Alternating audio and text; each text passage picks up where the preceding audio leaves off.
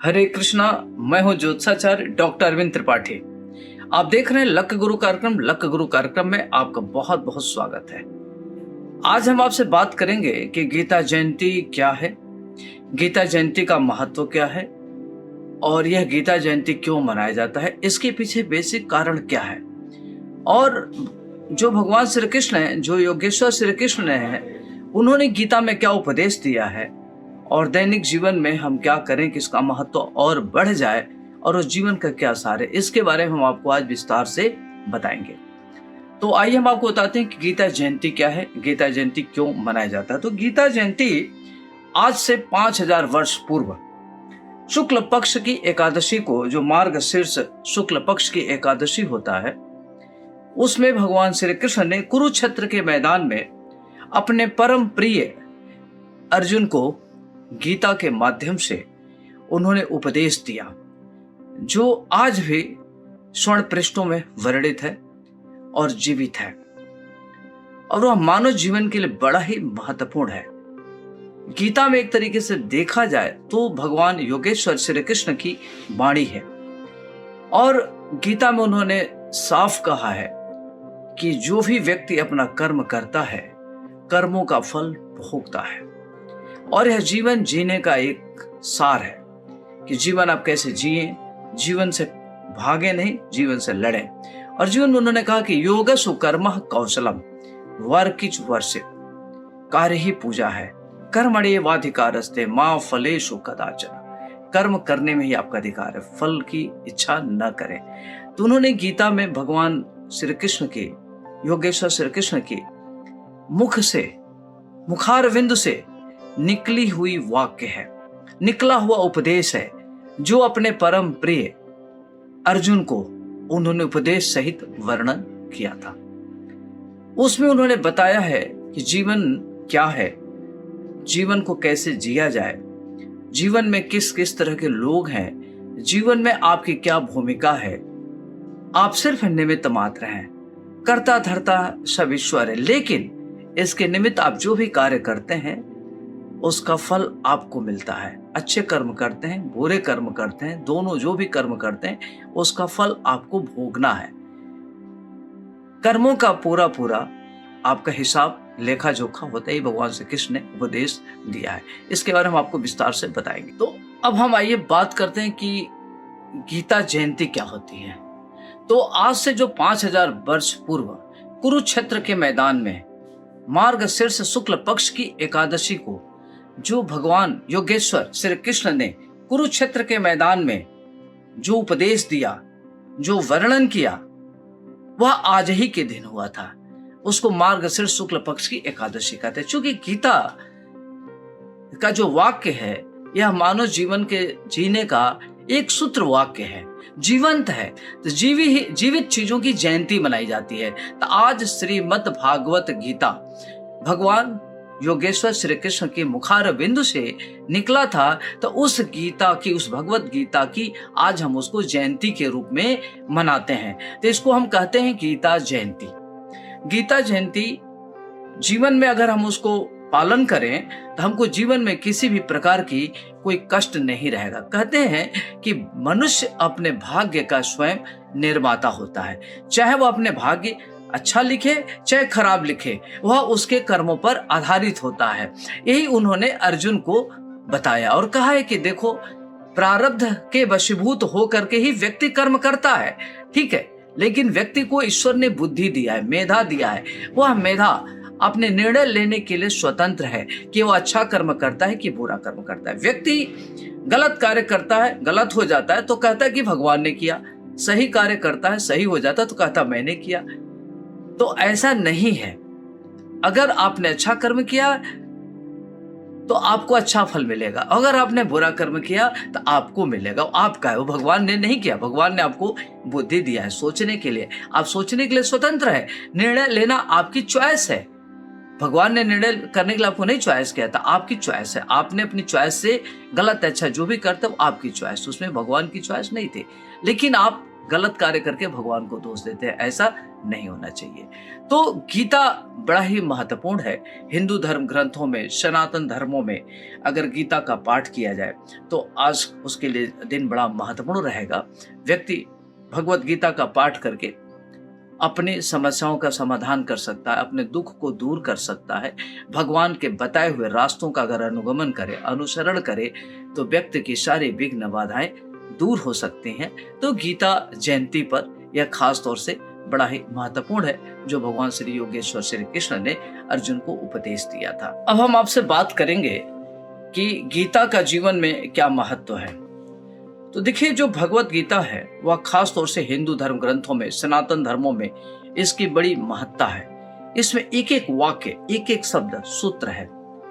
अगर जीवन में व्यक्ति अपने कर्मों का सही सही आचरण का सही सही प्रयोग करे, भगवत गीता के बताए मार्गों पर चले, तो व्यक्ति बहुत महान उन्नति कर सकता है। उसको किसी भी प्रकार की पीड़ा नहीं रहेगी। ठीक इसके विपरीत अगर आप गलत कर्म करते हैं तो आपके अपने कर्मों का फल भोगना पड़ता है। प्रारब्ध इसी से बना हुआ है। तो जब गीता में भगवान, जब अर्जुन महाभारत के युद्ध में मैदान में देखे कि ये सब हमारे अपने लोग हैं, हम इनसे कैसे युद्ध करेंगे, हमको एक भूमि नहीं चाहिए, हमें भूमि के लिए लड़ाई नहीं लड़नी है, हम इस सब चीजों के लिए नहीं करना, वो विरत हो रहे थे युद्ध से। तो भगवान श्री कृष्ण ने अर्जुन को कहा कि हे अर्जुन, अगर तुम नहीं मारोगे तो मैं मार दूंगा, ये लोग मरे हुए हैं, तुम सिर्फ निमित्त मात्र हो। तो अर्जुन ने भगवान श्री कृष्ण ने पूछा कि जब हमारा कोई कार्य ही नहीं है तो फिर मुझे क्यों युद्ध के लिए प्रेरित कर रहे हैं। कहा नहीं, ये मत पूछो, ये पूछो कि प्रारब्ध क्या होता है। तो अर्जुन ने पूछा कि हे केशव, प्रारब्ध क्या होता है। तो भगवान श्री कृष्ण ने भगवत गीता के माध्यम से यह बताया कि व्यक्ति अच्छा कर्म करे, बुरा कर्म करे, वो अपने कर्मों को भोगता है। अगर अच्छा कर्म करता है तो उसका भाग्य अच्छा होता है, बुरा कर्म करता है तो उसका भाग्य बुरा होता है, और दोनों को उसको भोगना, अच्छे कर्मों का भी फल भोगना है, बुरे कर्मों का भी फल भोगना है। तो जो व्यक्ति अच्छा अगर करता है तो उसके भाग्य को हम भी नहीं बदल सकते, वह स्वयं अपने भाग्य का निर्माता होता है। तो इसलिए व्यक्ति को सत्कर्म करना चाहिए, अच्छे कर्म करना चाहिए, अच्छे सोच से रहना चाहिए, लोगों की मदद करना चाहिए। जीवन में छोटी छोटी विघ्न बाधाएं आती हैं तो उस पर विचलित नहीं होना चाहिए, उस पर उसको डट के मुकाबला करना चाहिए, और डट के मुकाबला करेगा तो व्यक्ति अपने लक्ष्य को प्राप्त करेगा। तो भगवान श्री कृष्ण ने गीता में ही कहा है कि कर्म ही पूजा है, वर्क इज वर्शिप, योगस्व कर्म कौशलम। तो व्यक्ति कर्म करके अपने भाग्य को बदल सकता है, अपने लक्ष्य को प्राप्त कर सकता है। अब उसका लक्ष्य क्या है, यह एक बड़ी चीज है। कोई संत है तो उसकी मोक्ष का है। अगर व्यक्ति जो जीवात्मा है, जीवात्मा क्या है, जीवात्मा यह है कि व्यक्ति का सबका मोक्ष होने के लिए आया है। लेकिन जो जीवात्मा है कर्मों के बंधन में भटकता रहता है। तो अगर व्यक्ति अच्छे निष्काम भाव से अगर कर्म करता है तो उसका मोक्ष भी हो सकता है। तो यह जो जीव है कर्म के बंधन से मुक्त नहीं हो पाता। तो इसमें अगर व्यक्ति निष्प्रिय होके, स्थित प्रज्ञ होकर के अगर कार्य करे तो अपने जीवन के आवागमन से मुक्त हो सकता है। जिस प्रकार से समुद्र में सारी नदियां मिलती हैं फिर वो समुद्र के स्वरूप की हो जाती हैं, उसी प्रकार से यह जो आत्मा है वह परमात्मा में विलीन हो जाता है। तो हर व्यक्ति देवतुल्य है। हर जितने आप देखते हैं जीव जंतु पशु पक्षी सब भगवान की ही देन है, सब ईश्वर के अधीन है। तो जितने जीव देखते हैं सब वो परमात्मा में विलीन हो जाता है। तो यह जो जीवात्मा आया हुआ है, खास तौर से मनुष्य के पास बुद्धि होती है, धर्म होता है, विवेक होता है। जानवर और मनुष्य में यही अंतर होता है, जानवर के पास धर्म और विवेक नहीं होता। कहते हैं कि आहार भय मैथुनम निद्रा चौ।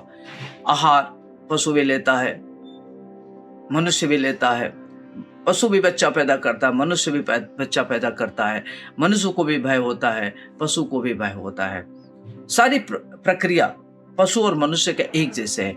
मनुष्य सिर्फ अलग इसलिए है कि उसके पास धर्म होता है और विवेक होता है, इसलिए वह धर्म विवेक से वह जो भी करता है उसके कर्म बंधनों से बंध जाता है।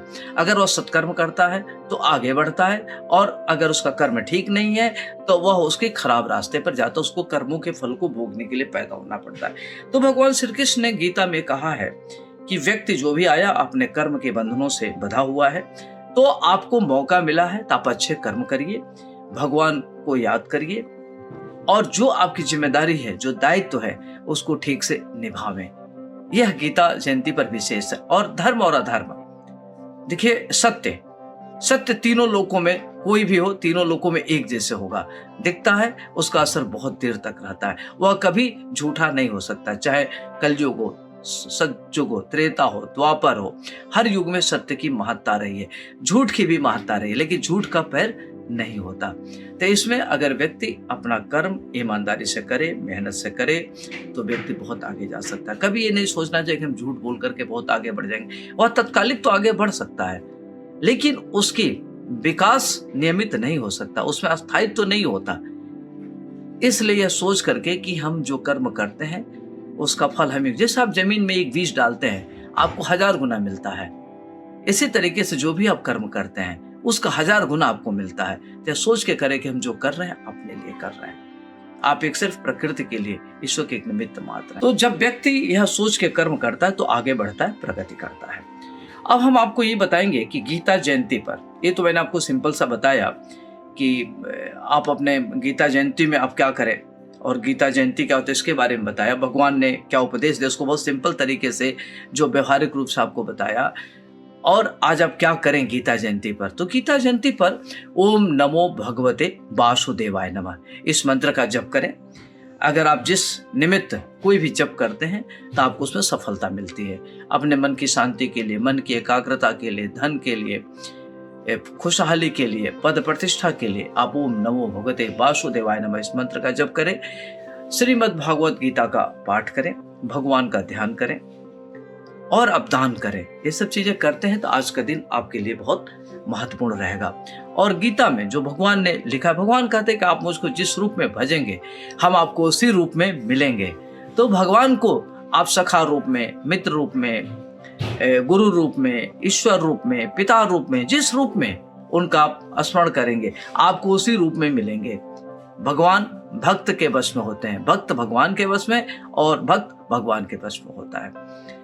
तो भक्त और भगवान में बहुत ही माइनर अंतर होता है। यदि व्यक्ति सहजता से भगवान को सब समर्पित कर दे कि हम सिर्फ निमित्त मात्र हैं, कर्ता धर्ता आप हैं, अगर इस तरह का मनोभाव आ जाए, इस तरह की भावना आ जाए, तो व्यक्ति के लिए कोई चीज असंभव नहीं रह सकता। जिस प्रकार से अर्जुन असफल रहते हुए भी, अक्षम रहते हुए भी कौरवों की 100 भाइयों सहित छोड़ हजारों करोड़ों सेनाओं के साथ 5 भाइयों ने जिस प्रकार से महाभारत लड़ी, वह सिर्फ समर्पण भाव से लड़ी। वह सब भगवान को समर्पित कर दिया कि हे केशव आप ही मेरे हैं, कोई मेरा दूसरा नहीं है, आप ही मेरे रक्षक हैं। तब भगवान श्री कृष्ण ने संकटों से पांडवों को बचाया। उसी प्रकार से आप अगर संकट में भी हैं, अगर भगवान को समर्पित हो जाएंगे, भगवान के बस में रहेंगे, तो आपकी सारी मनोकामनाएं ईश्वर पूर्ण करेंगे। और आपका मन शांत होना चाहिए, निष्प्रिय होना चाहिए, स्थित प्रज्ञ होना चाहिए और भगवान के प्रति आस्था होना चाहिए, भाव होना चाहिए। भगवान ज्ञान से नहीं मिलते, भगवान भक्ति और भावना से मिलते हैं। तो आज गीता जयंती के अवसर पर अपनी भावनाओं को एकाग्र करके ईश्वर की निष्ठा से भक्ति करिए, भजन करिए। निश्चित रूप से भगवान योगेश्वर श्री कृष्ण पर आपकी कृपा होगी और आपकी सारी मनोकामनाएं। अभी तक तो मैंने आपको बताया कि भगवान श्री कृष्ण ने गीता में क्या उपदेश दिया था, गीता जयंती क्यों मनाई जाती है, उसका क्या महत्व है, अर्जुन की क्या भूमिका, सब मैंने बताया आपको, बहुत संक्षेप में बताया, सूक्ष्मता से बचाया, सरल तरीके से। अब आइए हम आपको बताते हैं कि जो श्रीमद् भगवत गीता है उसको आप अपने जीवन में कैसे प्रयोग करके आप आगे बढ़ेंगे और ज्योतिषी दृष्टिकोण से इसका क्या महत्व है। यदि मान लीजिए आपका मेष राशि है और मेष राशि के लोग ओम नमो भगवते वासुदेवाय नमः इस मंत्र का जप करें और भगवान श्री कृष्ण को लाल चंदन और तुलसी दल और बांसुरी अगर समर्पित करते हैं आज के दिन, तो भगवान श्री कृष्ण आपकी सारी मनोकामनाएं पूर्ण करेंगे। और यदि आपकी कुंडली में लिखा हुआ फल भी है वो भगवान श्री कृष्ण की कृपा से बदल सकता है, तो भगवान श्री कृष्ण के लिए आप ओम नमो भगवते वासुदेवाय नमः इस मंत्र का जप करें, आपके लिए अच्छा रहेगा। अब आइए हम बात करते हैं जो वृष राशि के लोग हैं उनको क्या करना है। तो जो वृष राशि वाले लोग हैं उनको भगवान श्री कृष्ण की आराधना करना है, उनको लड्डू गोपाल को लड्डू चढ़ाना है, बंसी बांसुरी अर्पित करिए, आपके लिए बहुत अच्छा रहेगा। और पीताम्बर अगर हो सके तो उनको जरूर धारण करावें और माखन मिश्री का भोग लगावें और भगवान श्री कृष्ण की, उनके बाल स्वरूप की आप पूजा करें, आपके लिए बहुत ही अच्छा रहेगा। जो मिथुन राशि के जातक हैं, अगर उनके मन में किसी प्रकार का संदेह है, किसी प्रकार की कोई परेशानी है, दिक्कत है, तो आज आप क्या करें कि भगवान श्री कृष्ण को माखन और लड्डू पंचमेवा का भोग लगावें, बांसुरी जरूर चढ़ावें और हरे रंग का वस्त्र अगर अर्पित करते हैं तो आपकी मनोकामनाएं पूर्ण होगी। और ओम नमो भगवते वासुदेवाय नमः। श्री कृष्ण गोविंद हरे मुरारी, हे नाथ नारायण वासुदेवाय, इस मंत्र का जप करें, आपके लिए अच्छा रहेगा। अब आइए हम बात करते हैं कर्क राशि के जातकों के लिए कि जो कर्क राशि के जातक उनके लिए क्या करना है। कर्क राशि के जातकों के लिए मनोकामना की पूर्ति के लिए, अपने भाग्य में वृद्धि के लिए आज मिश्री और माखन का, नवनीत का भोग लगावें और भगवान श्री कृष्ण की मंत्र की पूजा करें कि श्री कृष्ण गोविंद हरे मुरारी, हे नाथ नारायण वासुदेवाय। और अगर आपको संतान की दिक्कत हो रही है, संतान नहीं हो रहा है, तो भगवान श्री कृष्ण के बाल गोपाल मंत्र का आप 1 माला 3 माला जप करें, आपके लिए बहुत ही अच्छा रहेगा। अब आइए हम बात करते हैं कर्क राशि के जातकों के लिए कि जो कर्क राशि के जातक हैं, माफ करिएगा, अब हम बात करेंगे जो सिंह राशि के जातक हैं उनके लिए। तो जो सिंह राशि के जातक हैं उनके लिए आज का दिन बहुत बढ़िया रहेगा। उनके लिए आज आपको क्या करना है कि भगवान श्री कृष्ण की आराधना करिए और गीता का 5वां अध्याय का पाठ करें, आपके लिए अच्छा रहेगा। गीता का पाठ करें, आपके लिए बढ़िया रहेगा। और मंदिर में लड्डू जरूर चढ़ावें, आपके लिए अच्छा रहेगा। अब आइए हम बात करते हैं कन्या राशि के जातकों के लिए। तो जो कन्या राशि के जातक हैं उनका दिन अच्छा हो, उनकी कुंडली अच्छी हो, तो भगवान श्री कृष्ण के बताए मार्ग पर चले, अपना कर्म करते रहे, फल की इच्छा न करें, आपकी मनोकामनाएं भगवान श्री कृष्ण की कृपा से पूरी होगी। और भगवान श्री कृष्ण को बांसुरी और हरे रंग का आप वस्त्र जरूर दान करें, आपके लिए अच्छा रहेगा। अब आइए हम बात करते हैं तुला राशि की। तो जो तुला राशि वाले जातक हैं वो अपने दिन को कैसे अच्छा करें, अपनी कुंडली को कैसे अच्छा करें, वो क्या करेंगे, श्रीमद् भागवत गीता का पाठ करें और लक्ष्मी नारायण की पूजा करें, श्री सूक्त का पाठ करें, आपकी परेशानी दूर होगी, गरीबी दूर होगी, धन लाभ होगा। अब आइए हम बात करते हैं वृश्चिक राशि के जातकों के लिए। तो जो वृश्चिक राशि के जातक हैं उनको क्या करना है कि अपने भगवत गीता का पाठ करें और उनकी परेशानी दूर करने के लिए श्री सूक्त का पाठ करें, आपके लिए अच्छा रहेगा।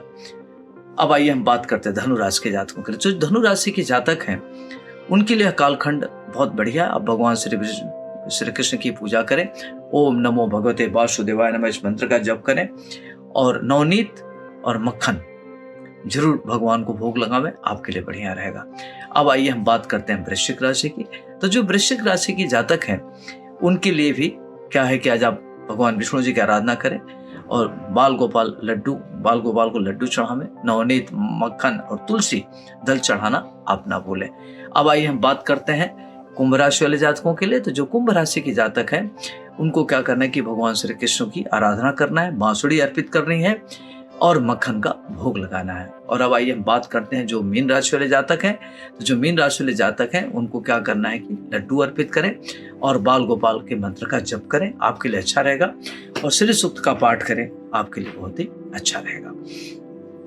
इस तरीके से कर करके आप गीता जयंती पर अपनी कुंडली को ठीक कर सकते हैं। अगर आपको किसी भी प्रकार की परेशानी है तो इससे आप अपने को करके आगे बढ़ सकते हैं, आपकी परेशानियां दूर कर सकते हैं। तो मैं आपको अभी बताया कि 12 राशियों का क्या प्रभाव पड़ेगा, आप छोटे छोटे क्या उपाय करें, गीता जयंती को कैसे आप अच्छा करें, इस पर मैंने बताया। दूसरी बात मैं आपको ये बताना चाहूंगा कि ज्योतिषीय दृष्टिकोण से कुंडली में बहुत ऐसी सारी चीजें हैं लिखी हुई होती हैं जो भगवान श्री कृष्ण की कृपा से आपकी कुंडली भी बदल सकती है। कर्म एक ऐसा चीज है, जैसे मान लीजिए कि आपके पिताजी ने आपको 10 लाख रुपया दिया, तो ये आपका प्रारब्ध हो गया और आपने 10 लाख रुपया लेकर के आपने खर्च कर दिया और 10 लाख रुपया कर्जा ले लिया, ये आपके ज्योतिष का फल है। तो प्रारब्ध में आपको 10 लाख मिला और आप अपने कर्मों के द्वारा आप 10 लाख कर्जा कर लिए। इसी प्रकार से अगर कुंडली में प्रारब्ध में कोई चीज लिखी हुई है और आप गलत काम करेंगे तो आपकी कुंडली खराब हो सकती है। तो अपनी अच्छी कुंडली करने के लिए भगवान श्री कृष्ण के बताए मार्ग पर चले। भगवान श्री कृष्ण कभी भी आप उनके जीवन चरित्र को अगर आप देखेंगे तो भगवान श्री कृष्ण जब पैदा हुए तब से और पैदा होने के पूर्व इनके 7 भाइयों की इनके मामा ने निर्मम हत्या कर दी, निर्मम हत्या की और कारागार में पैदा हुए। जिस मां के गर्भ से पैदा हुए उस मां का इनको सुख न मिल करके दूसरी मां का सुख मिला। 18 साल तक स्कूल नहीं गए। इनकी अगर देखा जाए तो बाल्यपन बहुत ही संघर्षों से बीता। जैसे जैसे बड़े होने लगे इनके मामा इनकी जान के दुश्मन बन गए और देखा जाए तो महाभारत काल तमाम तरह की ऐसी चीजें हुई जो तमाम राजा इनकी जान के पीछे पड़े रहे। लेकिन कभी भी योगेश्वर श्री कृष्ण कभी भी गलत रास्ता इन्होंने नहीं अपनाया। हमेशा अपने बुद्धि से, अपने विवेक से, अपने सत्कर्मों से, अच्छे कर्मों से उन्होंने सत्य का रास्ता अपनाया। तो भगवान श्री कृष्ण श्रीमद् भगवद गीता में ये कहते हैं कि आप अपने लक्ष्य की प्राप्ति के लिए कभी भी गलत मार्ग का वर्णन न करें। आप कुकर्म का साथ न दें, पाप का साथ न दें, अधर्म का साथ न दें। आप जब भी करें धर्म का साथ दें, सत्य का साथ दें। सत्य परेशान हो सकता है, विचलित हो सकता है, परास्त नहीं हो सकता। असत्य लगता है कि जीत रहा है, लेकिन वास्तव में असत्य की हार सदैव होती है। तो भगवान श्री कृष्ण का जो जीवन चरित्र है वह गीता में यह कहता है, यह मतलब संकेत देता है, उपदेश देता है। भगवान श्री कृष्ण के जो कर्म है वह समाज को उपदेश देता है कि आप जो कर्म करते उसका फल आपको भोगना है। अच्छा समय हो या बुरा समय हो, आप अगर समभाव में रहेंगे, अच्छे तरीके से रहेंगे तो आपके जीवन प्रगति पर रहेंगे। आपका कोई कुछ बाल बांका नहीं कर सकता। उसमें अदृश्य शक्ति, अदृश्य शक्ति क्या होती है? कहते हैं कि almighty is God, nature is a god. जो आप नहीं देख रहे हैं, जो अदृश्य है, जो शक्ति आपको नहीं दिख रही, वह शक्ति सदैव आपकी रक्षा करती है। और हमेशा जो व्यक्ति सत्य मार्ग पर रहता है, सत्य का वर्ण करता है और कभी भी किसी से विचलित नहीं होता, वह स्वयं नारायण श्री कृष्ण उस व्यक्ति की मदद करते हैं, रक्षा करते हैं। तो आज गीता जयंती पर हम आपको ये ज्योतिष के माध्यम से कहना चाहेंगे कि यदि आपकी कुंडली खराब भी है, आप अच्छा कर्म करें, धर्म का मार्ग वर्ण करें, सत्य आचरण करें, बड़ों का सम्मान करें और भगवान श्री कृष्ण के बताए मार्गों पर चलें। उनके मार्गों पर अनुगमन करना, उनकी बातें मानना, धर्म का आचरण करना, ये सब आपको आगे बढ़ाएगा। स्वयं भगवान श्री कृष्ण आपकी मदद करेंगे। वहीं इसके विपरीत अगर गलत होता है तो आपकी कुंडली और खराब हो सकती है। तो ऐसे न करके अगर आपको लगता है कि हमें प्रगति करनी है तब भगवान श्री कृष्ण के बताए मार्गों पर आप चले। श्रीमद् भागवत गीता का यही सार है। भगवान श्री कृष्ण ने यही उपदेश दिया है। तो गीता जयंती का आज का दिन बड़ा महत्वपूर्ण है और आज का दिन हम कैसे इसको और अच्छा करें, उसके लिए आप अगर खुद अकेले नहीं हैं, आप अगर कोई अच्छा कर्म करते हैं, अगर आप गुरु हैं, भाई हैं, पिता हैं, पुत्र हैं, तो एक कर्म करेंगे तो 10 लोग आपको देखते हैं, 10 लोग आपका अनुकरण करते हैं और 10 का 10 अनुकरण करेगा तो 100 करेगा। आप ये ना सोचें कि अकेला चना भाड़ नहीं फोड़ सकता। अगर ये व्यक्ति ये सोच रहा है तो गलत सोच रहा है। आपका एक अच्छा कर्म लोगों को प्रभावित करता है। तो आप जैसा आचरण करेंगे, जैसा कर्म करेंगे, वह जीवन में आपको दिखेगा। जिस प्रकार से आप खेत में बीज डालते हैं तो आपको उससे ज्यादा 10 गुना, 100 गुना, 1000 गुना मिलता है। ठीक उसी प्रकार का जो भी कर्म करता है, अच्छा कर्म या बुरा कर्म, वह आपको रिफ्लेक्ट होकर के मिलता है, आपको लौट के आता है। इसलिए हमेशा अच्छा कर्म करना चाहिए, अच्छा सोचना चाहिए। आज गीता जयंती पर भगवान श्री कृष्ण का मार्गों पर चलना ही, उनकी बातों का अनुगमन करना, उनके उपदेश को मानना, उनके बताए रास्तों पर चलना, वास्तव में सच्ची गीता जयंती का आज गीता जयंती है। तो आज उस पर चलें, यह आपके लिए महत्वपूर्ण है। हरे कृष्ण।